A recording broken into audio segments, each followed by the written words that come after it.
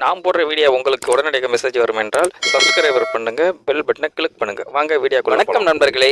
6 வயது சிறுவன் ஒருவன் தன் 4 வயது தங்கையை அழைத்து கொண்டு கடைத்தெருவின் வழியாக சென்று கொண்டு இருந்தான்.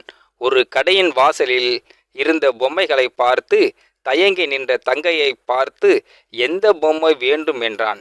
அவர் கூறிய பொம்மையை எடுத்து அவன் கையில் கொடுத்துவிட்டு பெரிய மனிதனின் தோரணையுடன் கடையில் முதலாளியை பார்த்து அந்த பொம்மை என்ன விலை என்று கேட்டான். அதற்கு சிரித்து கொண்டே அந்த முதலாளி, உன்னிடம் எவ்வளவு உள்ளது என்று கேட்டார். அதற்கு அந்த சிறுவன் தான் விளையாட சேர்த்து வைத்து இருந்த கடல் சிப்பிகள் தான் பாக்கெட்டில் இருந்து எடுத்து கொடுத்தான். இது போதுமா என்று கவலையுடன் கேட்டார். அதற்கு அந்த கடைக்காரர் அவனிடம் கவலையான முகத்தை பார்த்து கொண்டே, எனக்கு 4 சிப்பிகள் போதும் என்று மீதியை கொடுத்தார். அவன் மகிழ்ச்சியோடு மீதி உள்ள சிப்பிகளும் தன் தங்கையோடு அந்த பொம்மையை எடுத்துக்கொண்டு சென்றான். இதையெல்லாம் கவனித்து கொண்டு இருந்த அந்த கடையின் வேலையால் முதலாளியிடம், ஐயா, ஒன்றுக்கும் உதவாத சிப்பிகளை வாங்கி கொண்டு விலை உயர்ந்த பொம்மையை கொடுத்து விட்டீர்களே என்றார்.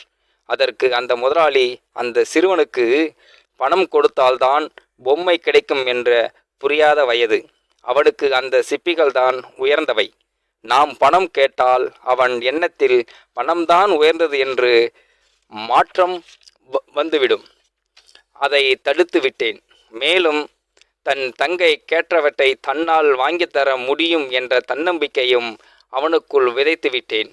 என்றே ஒரு நாள் அவன் பெரியவன் ஆகி இந்த சம்பவங்களை நினைத்து பார்க்கையில் இந்த உலகம் நல்லவர்களால் ஆனது என்ற நல்ல எண்ணம் அவன் மனதில் தோன்றும். ஆகையால் அவன் எல்லோரிடமும் அன்பு காட்ட தொடங்குவான்.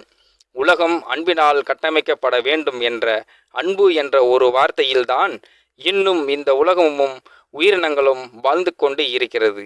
வணக்கம் நண்பர்களே.